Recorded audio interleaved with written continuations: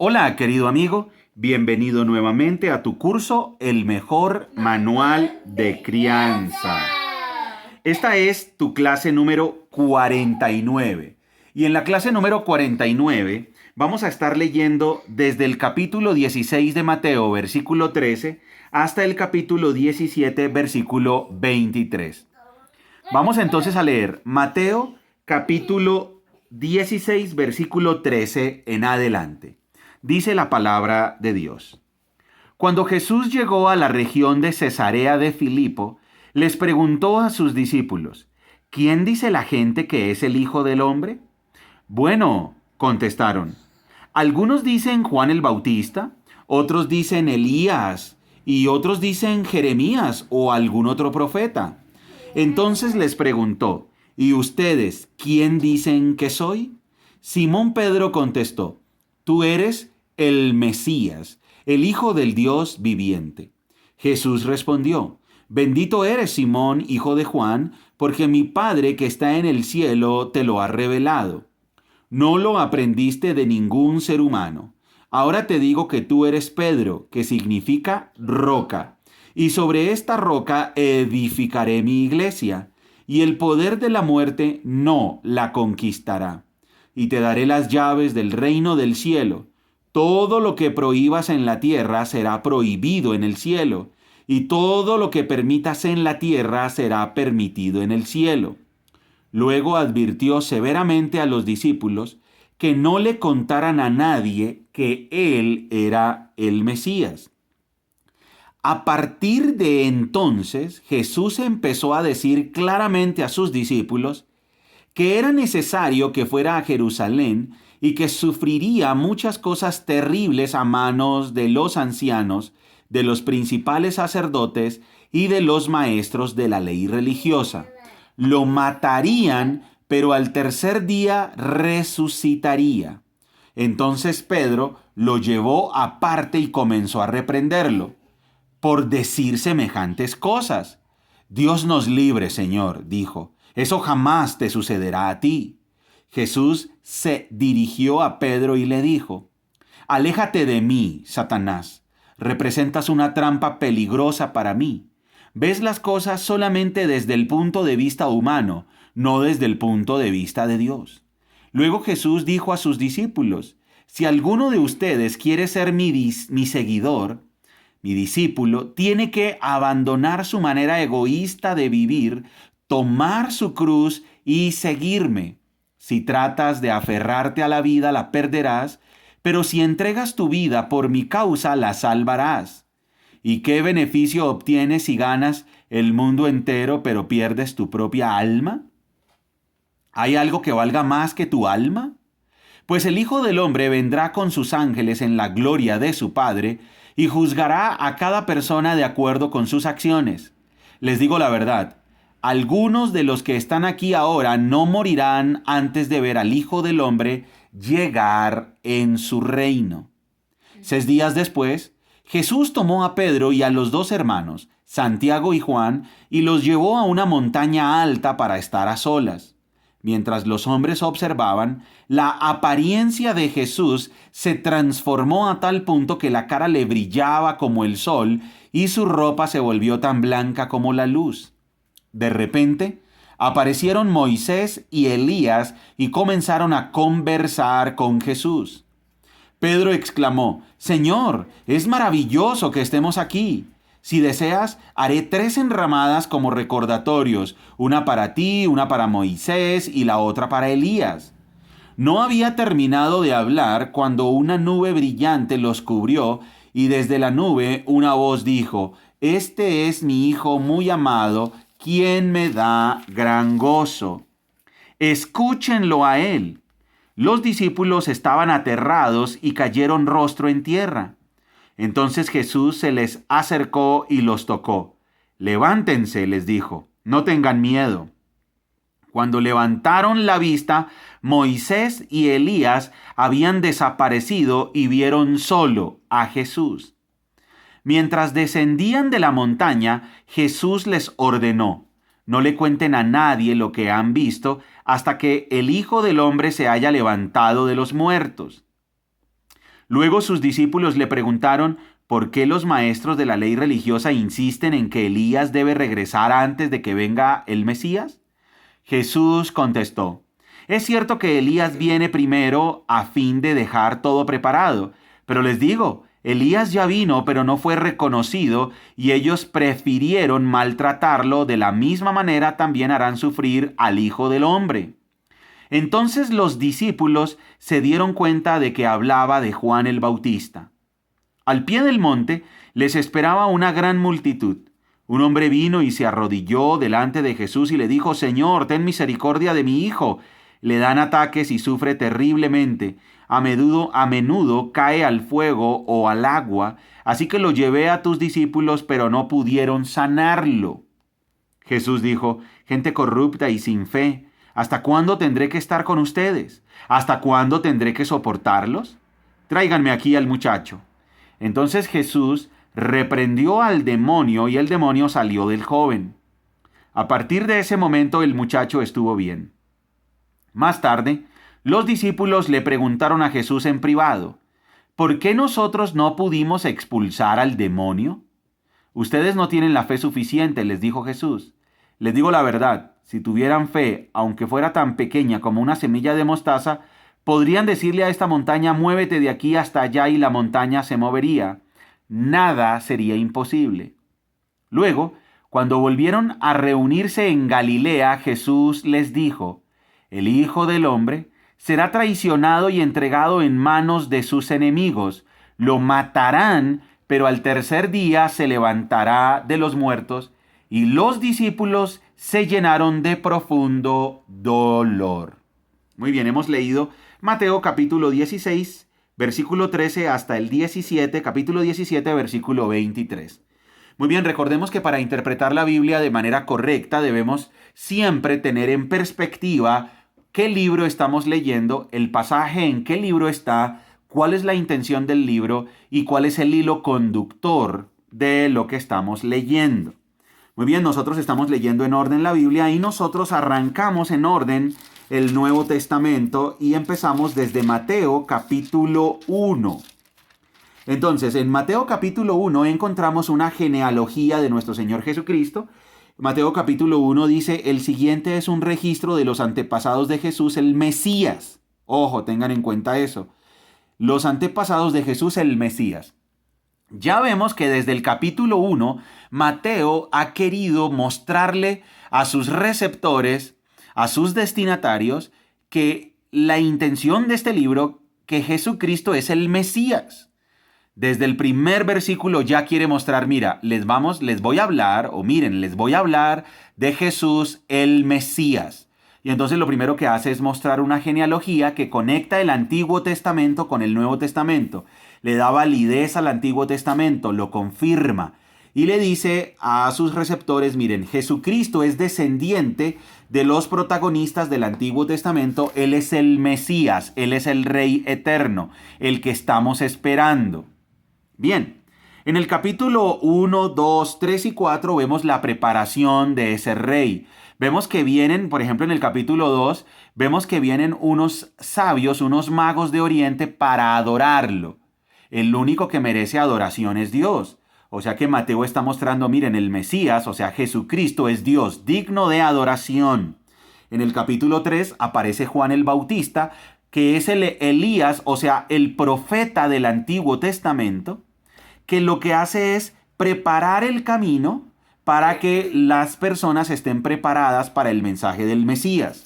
En el capítulo 4 vemos al Mesías enfrentando a su archirrival, a su archienemigo, a Satanás, y lo derrota por medio de las Escrituras. Vemos nuevamente que Jesucristo le da validez al Antiguo Testamento porque cita las Escrituras cuando se defiende del ataque de Satanás. En los capítulos 5, 6 y 7, Mateo nos mostró la enseñanza del Rey Eterno, la enseñanza del Mesías, que su enseñanza es irrefutable porque dice que las multitudes se quedaron asombradas de su enseñanza porque lo hacía con verdadera autoridad. Ahí está mostrando entonces la autoridad del Mesías para enseñar. En el capítulo 8, capítulo 9 capítulo 10, Mateo nos muestra que Jesucristo tiene poder sobre la enfermedad. Entonces, en esas narraciones vemos que Él sana a leprosos, resucita muertos, calma la tempestad, sana a paralíticos, perdona pecados. Entonces Mateo ahí nos muestra, miren, además de ser el Mesías prometido en las Escrituras, además de tener poder para enseñar, es también poderoso sobre los elementos, sobre la naturaleza, o sea que Él mismo es Dios. Bien. Después, en el capítulo 11 y 12, crece la oposición por parte de los fariseos, y entonces los fariseos ahora ya empiezan a tramar cómo matarlo, y entonces en el capítulo 12 llegan al colmo de su rechazo, porque Mateo tiene la intención de mostrar cómo los líderes religiosos judíos, los israelitas que debieron haber recibido a su Mesías, lo que hicieron fue rechazarlo. Y entonces Mateo empieza a comparar y a contrastar constantemente cómo los líderes religiosos lo rechazan y cómo hay otras personas que ni siquiera son judías, como pasó con los magos y como pasa a lo largo de las narraciones con varias personas no judías lo reciben. Y eso hace que la condenación a los líderes judíos sea todavía más grave. Pero el colmo del rechazo es cuando ellos dicen que Jesucristo hace los milagros por el poder que le da Satanás. Ahí ya llegan al colmo, y es decir, que Dios mismo hace milagros por el poder de Satanás. Eso es un pecado imperdonable. Entonces, como ellos lo rechazan, en el capítulo 13 nuestro Señor Jesucristo empieza a hablar del reino del cielo, del reino de Dios o el reino de los cielos. Y entonces en el capítulo 13 empieza a darnos unas ilustraciones, unas parábolas. Y entonces arranca con la parábola del sembrador, la parábola del trigo y la cizaña, donde empieza a explicar cómo es la vida en el reino. El reino de Dios está en vigencia en este momento. El reino del cielo es el reinado de Jesucristo en la vida de todas las personas que lo reciben como Señor y Salvador. Entonces Dios el Padre reina en el corazón y en la vida de las personas a través de su Hijo Jesucristo cuando lo hemos recibido como Señor y Salvador, y el Espíritu Santo es el que nos da el poder para obedecer. Ese es el reino del cielo. Tiene un cumplimiento presente, que es en la actualidad, estamos en el reino del cielo, y también tiene un cumplimiento futuro, ya cuando venga el reino terrenal de nuestro Señor Jesucristo. Muy bien, en el capítulo 14 vimos más muestras de poder de nuestro Señor Jesucristo. En el capítulo 15 siguieron otras narraciones, y en el capítulo 16 llega nuestro Señor Jesucristo, siempre hay unos protagonistas en estas narraciones. Capítulo 14, 15 y 16, entonces están las multitudes como protagonistas, están algunos gentiles que lo reciben, están sus discípulos que lo adoran, y están los fariseos que lo rechazan. Entonces ahí Mateo en estos capítulos 14, 15 y 16 ha comparado y contrastado a ese público que sigue a Jesús. Porque a Jesús lo siguen los fariseos, claro, para hacerlo caer, para ponerle trampas, están buscando la oportunidad para matarlo, porque ya desde el capítulo 12 vimos que están tramando cómo matarlo. Lo siguen las multitudes porque las multitudes están interesadas en que lo sane y les dé alimento. Lo siguen sus discípulos porque Él los escogió y ellos ya lo reconocen como Dios mismo entre ellos. Y los gentiles, ¿cómo? No, y Él mismo les dice que es el Mesías, pero que no le cuenten. Correcto. Y después aparecen algunos gentiles y los gentiles lo adoran como Dios. Muy bien, ahí vamos. En nuestra última lectura de Mateo vimos en el 16:12 que los discípulos comprendieron que no les hablaba de levadura del pan, sino de las enseñanzas engañosas de los fariseos y los saduceos. Y ahí vimos que nuestro Señor Jesucristo les dijo, cuídense de las enseñanzas engañosas, falsas, la falsa religión de los fariseos. Vamos ahora a explicar la nueva sección, que fue la sección que leímos ahora. Ya contextualizamos todo el libro. Nosotros hoy leímos desde el 16:13. En el 16:13 dice que cuando Jesús llegó a la región de Cesarea de Filipo, les preguntó a sus discípulos. La región de Cesarea de Filipo está afuera, al norte de Israel. era una región de gentiles, o sea, de gente no judía, de paganos, idólatras, inmorales. Y estando en esa región, él les pregunta, ¿quién dice la gente que es el Hijo del Hombre? Entonces la pregunta de nuestro Señor Jesucristo es, bueno, las personas están pensando que yo soy ¿quién? ¿Quién dice la gente que soy yo? Y los discípulos dijeron, bueno, pues algunos dicen que eres Juan el Bautista que resucitó de los muertos. Esa creencia supersticiosa la tenía, por ejemplo, Herodes, ¿lo recuerdan? También otros dicen que eres Elías y otros dicen que Jeremías o algún otro profeta. Claro, lo consideraban un profeta por los milagros y por los portentos que hacía y por las obras que hacía y por las enseñanzas. Y entonces nuestro Señor Jesucristo se acerca a ellos que son su círculo íntimo y les dice, ¿y ustedes quién dicen que soy? Y ahí viene entonces la declaración de Pedro. Dice, Simón Pedro contestó, o sea, Simón Pedro tomando la vocería, el liderazgo. Simón Pedro contestó, tú eres el Mesías, el Hijo del Dios viviente.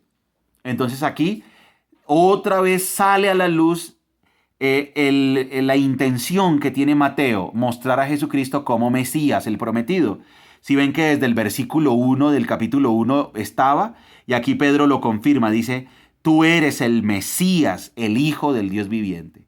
Jesús respondió, bendito eres, Simón, hijo de Juan, porque mi Padre que está en el cielo te lo ha revelado. No lo aprendiste de ningún ser humano, ahora te digo que tú eres Pedro, que significa roca, y sobre esta roca edificaré mi iglesia, y el poder de la muerte no la conquistará, y te daré las llaves del reino del cielo, etc. Bien, ahí le está diciendo, ok, Pedro, entonces ahora tú tienes la posición de liderazgo. Tú eres el líder de los discípulos. Entonces Pedro queda en una posición de liderazgo desde ese momento. Después, entonces aquí viene ya la cúspide de la confirmación. Mateo está diciendo, sí, Jesucristo es el Mesías, Dios con nosotros, el prometido. Ahora viene algo interesante. Y en el versículo 21 dice, a partir de entonces, ahí se muestra ya una nueva división en el libro. Esto ya lo vamos a encontrar nuevo a partir de ahora. Esto es aquí se parte esta historia, que es un solo hilo conductor, Mateo. Aquí ya vemos entonces a Mateo empezar con un tema importante y es el siguiente. A partir de entonces, Jesús empezó a decir claramente a sus discípulos que era necesario que fuera a Jerusalén y que sufriría muchas cosas terribles a manos de los ancianos, de los principales sacerdotes y de los maestros de la ley religiosa. Lo matarían, pero al tercer día resucitaría. Entonces aquí ya, wow, ya la historia cambia, la cosa cambia, porque ya es, oye, espérate un segundo, eres el Mesías, lo acaba de decir Pedro, tú eres el Mesías, el rey prometido, pues ahora vamos a conquistar. La expectativa de los discípulos era, bueno, pues si eres el rey, eres el Mesías, vamos a conquistar, vamos a vencer, vamos a obtener el poder y nos vamos a liberar del yugo romano. Claro, aquí tenemos al Mesías al que hemos estado esperando. Pero ya cuando nuestro Señor Jesucristo dice, no, pero espérense un segundo, yo voy a ir a Jerusalén y voy a sufrir y voy a ser asesinado.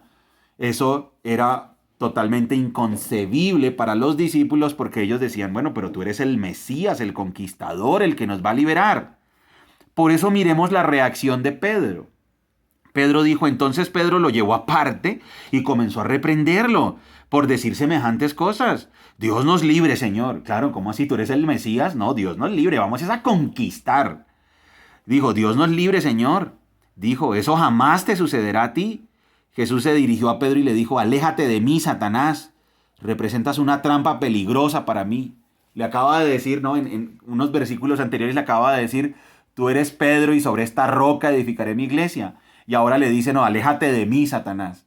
Claro, Pedro dejó de mirar las cosas celestiales, el poder de Dios, y ya se centró en lo terrenal. Él dijo, no, pues vamos a conquistar. ¿En qué se centró? No en lo celestial, sino en lo terrenal, y ahí aprovechó Satanás su astucia para engañar y manipular a Pedro, para influenciarlo. Ahí vemos el poder tan terrible, peligroso de Satanás cuando nos desviamos de nuestra mirada de las cosas celestiales y nos enfocamos en las cosas terrenales. Y entonces le dice, aléjate de mí porque dice, solamente desde el punto, ves las cosas solamente desde el punto de vista humano, no desde el punto de vista de Dios. Luego Jesús dijo a sus discípulos, si alguno de ustedes quiere ser mi seguidor, tiene que abandonar su manera egoísta de vivir y tomar su cruz y seguirme. O sea, no iban a conquistar. Tenían que estar dispuestos a morir y lo que venía era persecución. Ellos no entendieron bien esas palabras. Ellos entendieron bien todo esto hasta que nuestro Señor Jesucristo resucitó, y eso lo vamos a encontrar después en Hechos de los Apóstoles. Miren el verso 28 del capítulo 16, dice, les digo la verdad, algunos de los que están aquí ahora no morirán antes de ver al Hijo del Hombre llegar en su reino. 6 días después Jesús tomó a Pedro y a los 2 hermanos, Santiago, Juan, y los llevó a una montaña alta para estar a solas. Mientras los hombres observaban, la apariencia de Jesús se transformó a tal punto que la cara le brillaba como el sol y su ropa se volvió tan blanca como la luz. De repente aparecieron Moisés y Elías y comenzaron a conversar con Jesús. Bien, dice que mientras Pedro hablaba en esa revelación de Jesucristo, una nube desciende y hay una voz en la nube que dice, este es mi Hijo muy amado, quien me da gran gozo, escúchenlo a él. Los discípulos estaban aterrados y cayeron rostro en tierra. ¿Quién estaba hablando en la nube? El Padre, Dios el Padre. Dios el Padre dijo, este es mi Hijo amado. Entonces aquí Mateo está mostrando la deidad nuevamente de nuestro Señor Jesucristo. Entonces fíjense que es un solo hilo. Mateo tiene una sola intención. Nos está mostrando, Él es el Mesías, es un Mesías que viene a sufrir, pero también es Dios con nosotros, es un Mesías también poderoso. Los discípulos no entendieron todas estas cosas de una vez, ellos las iban a entender poco a poco, y la culminación de la revelación para ellos iba a ser cuando nuestro Señor Jesucristo resucitara y estuviera con ellos 40 días explicándoles las Escrituras y todo lo que las Escrituras del Antiguo Testamento decían de Él. Bien, tenemos más adelante, dice, vamos a buscar por aquí, dice que nuestro Señor Jesucristo baja de la montaña y les dice a sus discípulos, no le digan a nadie que lo que vieron, sino hasta que yo resucite. Ellos no entienden bien y dicen, pero Elías tiene que venir primero. Y Jesús dice, sí, pero Elías ya vino. Y ellos entendieron que era Juan el Bautista. Después está el incidente donde los discípulos, los que se habían quedado y que no estuvieron con él en la visión, no pudieron expulsar al demonio de un joven. Y nuestro Señor Jesucristo dice, ustedes tienen que tener fe, ustedes tienen que creer, porque ellos lo estaban haciendo, era en sus fuerzas. Pero el objetivo de este pasaje, el punto clave del pasaje es el siguiente. Dice, versículo 22. Luego, cuando volvieron a reunirse en Galilea, Jesús les dijo, el Hijo del Hombre será traicionado y entregado en manos de sus enemigos. Y lo matarán, pero al tercer día se levantará de los muertos. Y los discípulos se llenaron de profundo dolor. Ese es el punto clave al que queremos llegar con este relato. Bien, resulta que los discípulos tenían una imagen diferente de lo que iba a ser el Mesías. Pero vamos a leer nuevamente este texto. Mateo 17, 22 y 23. Luego, cuando volvieron a reunirse en Galilea, Jesús les dijo, el Hijo del Hombre será traicionado y entregado en manos de sus enemigos. Lo matarán, pero al tercer día se levantará de los muertos. Y los discípulos se llenaron de profundo dolor. Aquí entonces hay algo nuevo para ellos y es, wow, ¿es un Mesías? Sí, pero no es un Mesías como lo esperábamos. Es un Mesías distinto. Primero va a sufrir. Ellos no comprendían por qué tenía que sufrir. No entendían exactamente la misión del Mesías. Estaban todavía sus ojos nublados, cegados a esa verdad. Entonces ellos se llenaron de profundo dolor. Pero vamos a ver qué pasó más o menos 37 años después. Vamos a buscar ahora 2 de Pedro, capítulo 1.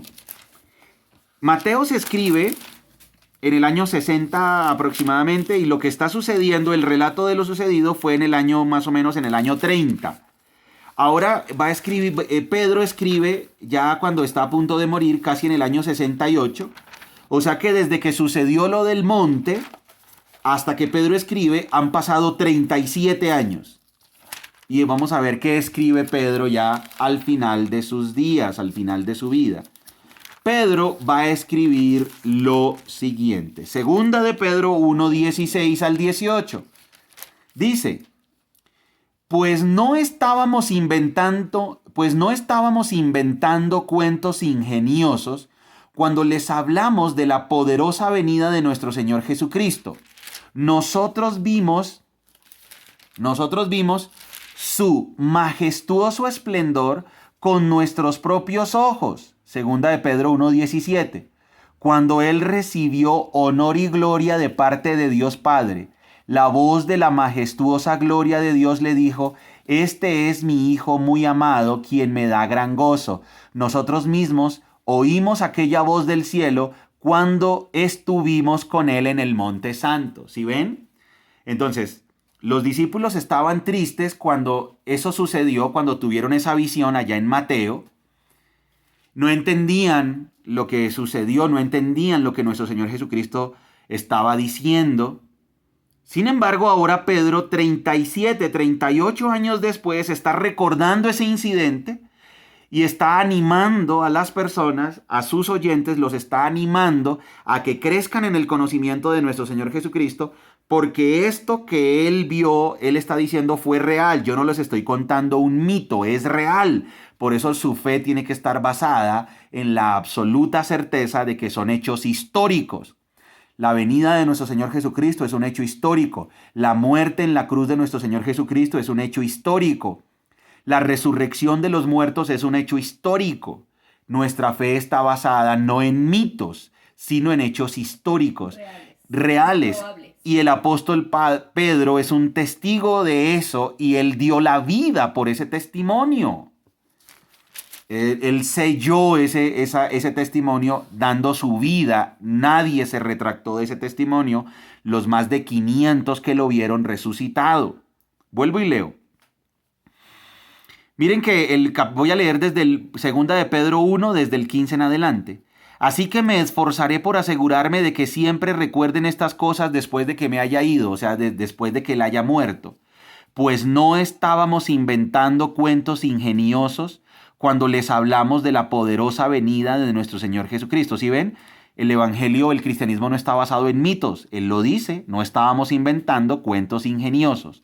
Nosotros vimos su majestuoso esplendor. Él fue un testigo ocular con nuestros propios ojos cuando él recibió honor y gloria de parte de Dios Padre. La voz de la majestuosa gloria de Dios le dijo: Este es mi Hijo muy amado, quien me da gran gozo. Nosotros mismos oímos aquella voz del cielo cuando estuvimos con él en el Monte Santo. Y por eso el apóstol Pedro dice: Queridos amigos, ustedes ya saben estas cosas, así que manténganse en guardia, entonces no serán arrastrados por los errores de los falsos maestros. Y en el verso 18 dice: En cambio crezcan en la gracia y el conocimiento de nuestro Señor y Salvador Jesucristo. ¿Sí ven cómo la Biblia se va conectando ella misma? La Biblia tiene unidad, coherencia, lógica y se explica ella misma. Gran reflexión de nuestra clase de hoy. Los discípulos, cuando no entendieron el plan de Dios, se sintieron tristes. Dice, y los discípulos se llenaron de profundo dolor. A nosotros nos puede pasar lo mismo. Cuando no entendemos los planes de Dios, nos podemos sentir con profundo dolor o confusión. Si no entiendes los planes de Dios, si nosotros como familia no entendemos los planes de Dios, no tengamos miedo, no perdamos la confianza. Él está en control. Muy bien, querido amigo, hemos terminado la clase número 49 del mejor manual de crianza. Espero que repases estas escrituras y te animamos a seguir creciendo en el conocimiento de nuestro Señor Jesucristo. Y recuerda que somos familias que se enfocan siempre en lo importante. ¡Chao! Chao.